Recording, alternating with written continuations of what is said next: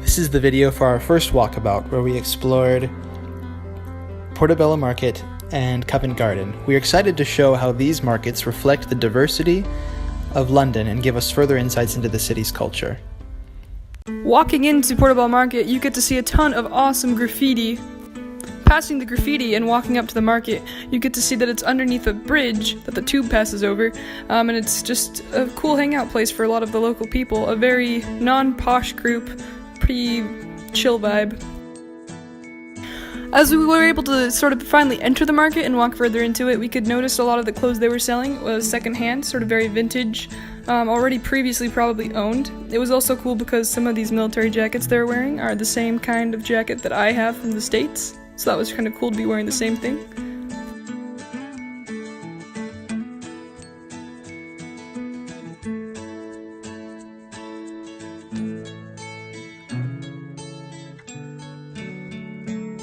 Moving farther into the market, it was apparent that a lot of what was being sold wasn't very touristy. It wasn't knickknacks.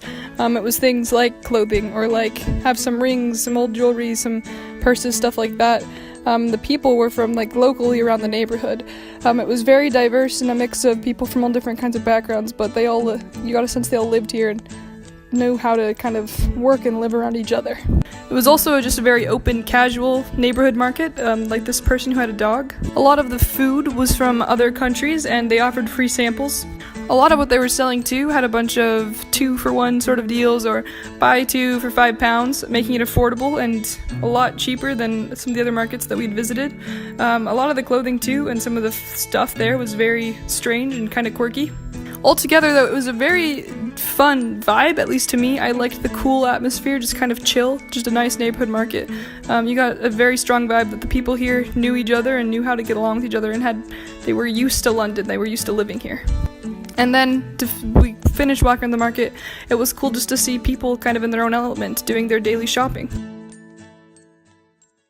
Something that was very noticeable about Portobello Market was the Spanish and Latin American influence than other immigrant cultures that I saw throughout there. The biggest of all, like I said, was the Spanish and Latin culture. There were lots of different countries represented. The name of the market itself, Portobello, is a Spanish word. And there was lots of little symbolism of Spaniard influence, such as this little bowl that there is in this window right here. Here we see some paella, which is a Spanish dish. We see some more vegetable paella targeted for more vegetarian people. We see some more meat-based. We see traditional seafood-based paella, all kind of trying to bring the Spanish culture to different kinds of audiences and other tourists we can see in that area. We also here see some Venezuelan food with some cachapa and some different other corn-based things that are typical of Venezuelan cultures. Here, among many others, we also see some Mexican food. We also see some traditional Colombian food, showing arepas y quinoa. We also see limeña, which is some Peruvian food, like papas a la huancaína, ceviche, other things like that. Here's the food from Cuba as well, and as I was going through these stands, I could tell the different kinds of Spanish dialects that I heard spoken were true to the countries they were trying to represent with the food, showing the authenticity of the food and the people there. Here there was a Spaniard grocery store called Garcia and Sons, and I walked inside and they had a lot of authentic Spaniard and Latin American groceries, products, and other traditional things that I had seen throughout my time in South America. I spoke some Spanish with the workers there, and I also bought some a drink called mate, which is an herbal drink from Argentina and from Brazil. Many other countries were also represented, showing the mixture of different ethnic groups that arrived in this Portobello area and also living around here, and also showing how they're trying to attract people from their respective cultures. Like right here we have some Greek food, some Jamaican cuisine as well, German sausages and other German food, falafel from the Middle East area, some Afghan food. There was also some Indian cuisine, and these guys, like many others, let us all try a little bit of their food to whet our appetites and hopefully buy some more. So Portobello Road then overall is a very eclectic mixture of different cultures, representing different immigrant groups and different communities within such a small market. It's awesome to see kind of the mixture of things and who they're trying to target, both tourists, but also just immigrants who are longing for a little taste of home. Covent Garden Market is a popular tourist destination for families and individuals alike. Children are found running in between people while listening to street performers. Classical music and pop can be heard in the streets. A shop owner told us that he is able to raise his prices at the shop because tourists are willing to pay more here compared to other markets.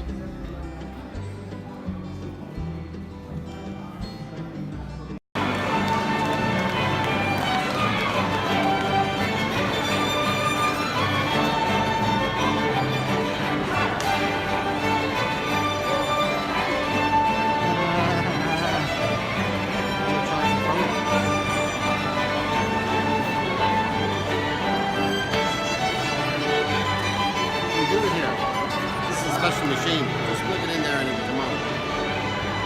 Push it in. The day we visited the market, it was raining, so many of the people were inside listening to the street performers play classical music. The shops that are located outside saw fewer customers because of this. They sell knickknacks and clothing articles related to British tourism. One interesting thing to note is that many of these shops will accept different currencies such as dollar, euro, and the British pound. Covent Garden Market was established formally in 1928, but a market has existed on the site since 1654 after King Edward VI granted the land to John Russell, the first Duke of Bedford, creating the Bedford Estates on this site. The market is an iconic piece of London's rich history. Located in the borough of Westminster, Covent Garden sits in a triangle between the Royal Opera House, National Portrait Gallery, and the Somerset House. This posh setting makes it a prime destination for tourists and the rich alike to wander and window shop. And shops like Burberry, Nigel Hall, and Lauderay reinforce the feeling of old-world luxury in the heart of this modern city. The architecture is very early 20th century, with high glass ceilings, iron arches, and lots of bricks running throughout the piazza. The bustle of shoppers and tourists give Covent Garden the feel of a turn-of-the-century train station. There was a shopkeeper selling strawberries and cream just outside the market, and since it was a slow, rainy day in March, and business wasn't coming in very hard, he allowed us to interview him. And here's what he told us about owning a shop at Covent Garden. We're just wondering why you chose to come to Covent Garden Market versus like another marketplace. It's for tourists. Yeah. They spend more. They spend more income. So it's normal markets. People tend to go to the bank, go to one shop. They're not looking for impulse buys. So this is why we come. Well, me anyway. Because people on basically on their holidays and that. Yeah. So how long have you been here? So 1 year. 1 year. Has it been pretty successful? Summer's very, very good.